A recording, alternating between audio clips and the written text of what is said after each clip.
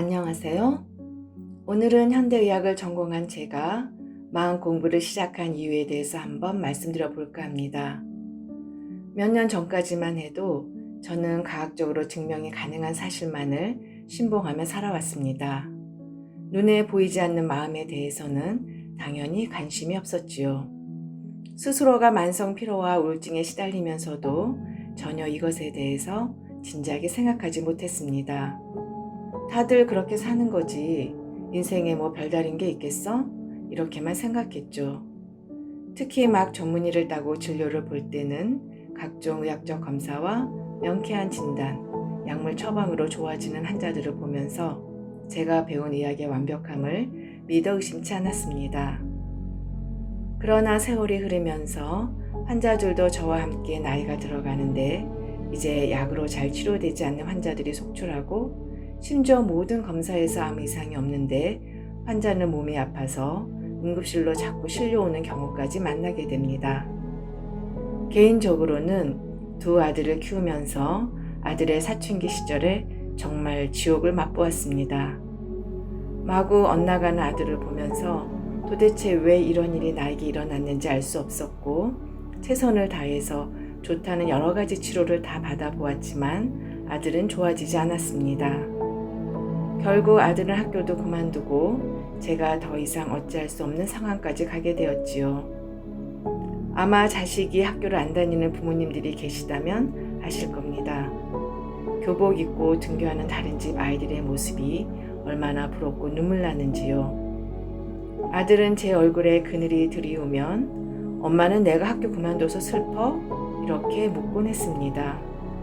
그러면 당시 마음 공부가 안 되어 있던 저는 그럼 엄마가 행복하겠니? 이렇게 아들의 마음을 핥히는 말을 내뱉었지요. 마음 공부가 되어 있었다면 아들을 꼭 안아주며 엄마는 세상에서 우리 아들이 최고야. 엄마에게는 학교보다 우리 아들이 더 중요해. 다른 길도 많이 있으니까 천천히 엄마와 함께 찾아보자. 이렇게 말해 주었을 텐데 참 아쉽습니다.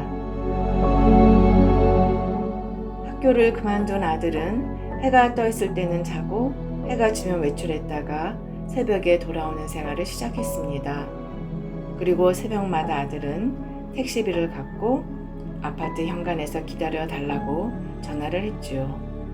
새벽에 현관에서 아들을 기다리는 시간은 저에게 마음 수행과 같았습니다.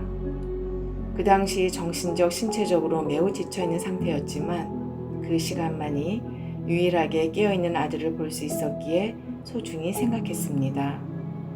밤새 돌아다녀도 다친 데 없이 아들이 무사히 집에 돌아오는 것에 감사했습니다. 중간에 한번 사고를 크게 당해서 다쳐서 돌아온 적이 있었는데 그때는 한창 마음 공부를 할 때라 평정심을 잃지 않고 치료까지 잘 마무리할 수 있었지요. 마음 공부는 한창 힘든 시기에 우연히 지인의 도움으로 시작하게 되었습니다. 마음 공부를 하면서 깨닫게 되었지요. 아들을 조건 없이 있는 그대로 사랑해야 하는 거구나. 아들은 내게 그 사랑을 원했는데 내가 주지 않으니까 계속 엇나간 거였구나. 그것을 깨달았을 때 참으로 마음이 아팠습니다. 그 마음은 아들의 아픈 마음일 뿐만 아니라 동시에 어린 시절 무섭게만 느껴졌던 어머니에게 제가 바라던 사랑이기도 했지요. 아들의 마음을 들여다보면서 저의 어린 시절 상처도 알게 된 것이지요. 그 마음 공부를 통해 자신의 상처를 치유하고 아들에게 조건 없는 사랑을 주기 위한 길고 힘든 여정이 시작되었습니다. 결코 쉽지 않은 과정이었습니다. 포기하고 싶을 때가 많았죠. 사람은 현실이 아무리 힘들어도 살던 대로 사는 게 제일 편하니까요. 그러나 자식을 절대 포기할 수 없는 부모의 마음으로 저의 어두운 마음을 바꿔나가는 마음 공부를 지속할 수 있었습니다. 저에게 마음 공부의 핵심은 내 자식은 어떠어떠해야 된다 라는 저의 욕심을 내려놓는 거였습니다. 미래에 대한 불안도 내려놓아야 했습니다. 다른 집 아이들과 비교하는 것도 정말 내려놓지 않으면 제가 숨쉬기가 힘들 정도였습니다. 지금 현재 이 순간의 감사와 행복, 사랑을 느끼기 위한 마음 공부를 지속하였습니다. 마음 공부를 시작한 지 3년쯤 되었을 때 드디어 저는 어두웠던 마음에서 많이 벗어날 수 있었습니다. 아들과 재미있게 대화를 하며 즐거운 시간도 보내고 고등학교도 나오지 않은 아들 때문에 더 이상 불안에 떨지도 않았습니다.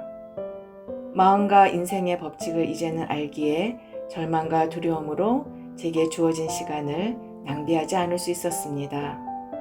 하루하루를 소중히 여기며 내가 내 자신에게 또 가족에게 인연되어 만나는 주위 사람들에게 제가 줄 수 있는 사랑과 친절을 나누려고 노력할 뿐입니다. 이러한 마음공부 과정을 통해 어머니에 대한 원망과 분노도 사라졌고 아이에 대한 걱정과 두려움에서도 벗어날 수 있었습니다.